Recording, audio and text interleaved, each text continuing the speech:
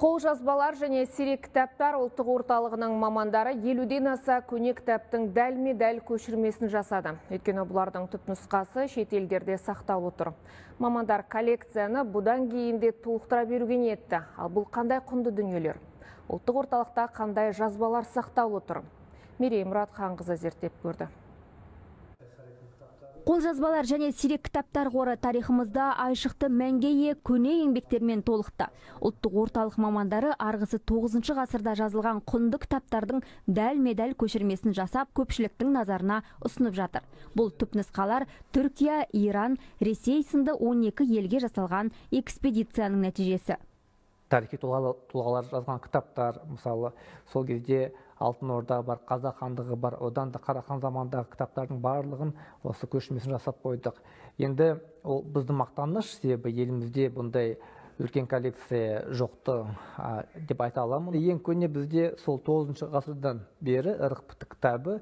Мамандар Қазақстандағы және шетелдегі көне қолжазбалардың дәлме-дәл көшірмесін жасауды 3 жыл бұрын қолға алды. Бұл еңбектердің дені араб, парсы, шағатай, сондай-ақ латын, кирилл қаріптермен жазылған.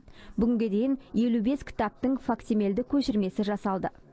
Әртүрлі қолжазбалар, діни кітаптар бар, тарихи еңбектер бар, философия, логика және басқа мазмұнда кітаптар бар.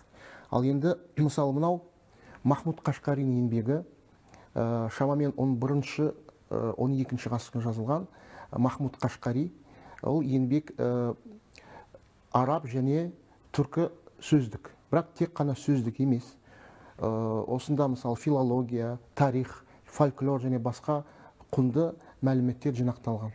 Мамандар көне еңбектердің қатталуы да ерекше дейді. Оның көшірмесін жасауға 1-2 ай кетеді. Алдымен дизайнерлер кітаптың беттерін реттесе, реставраторлар былғары мата немесе арнайы қағаздан мұқабасын жасап тігеді. Нәтижесінде осындай айрықша кітаптар пайда болады. Бұл Бұхара мейманының кітабы, немесе Мехманнама и Бұхара еңбегінде қазақ халқының салт дәстүрі, өзге елдермен байланыс орнатуы баяндалған. Бұл құранды 19 ғасырда Марал Ишан Кенесары ханға сыйлаған. Ішінде арнайы дұға жазылыпты. Қолжазбалар және сирек кітаптар ұлттық орталығының мамандары былтыр қасиетті кітаптың дәлме-дәл көшірмесін жасаған. Бұның түпнұсқасы осы орталық қорында сақтаулы. Қолжазбалар және сирек кітаптар ұлттық орталығының мамандары факсимилді көшірмесі жасалған қолжазбалар санын 100-ге жеткізбекші. Кейін ел аумағында көшпелі көрме жасап, көпшілікке көрсетеді. Құнды жәдігерлер қазір де студенттер мен ғалымдар үшін қолжетімді. Мерей Мұратханқызы, Артур Гашников, 24 KZ.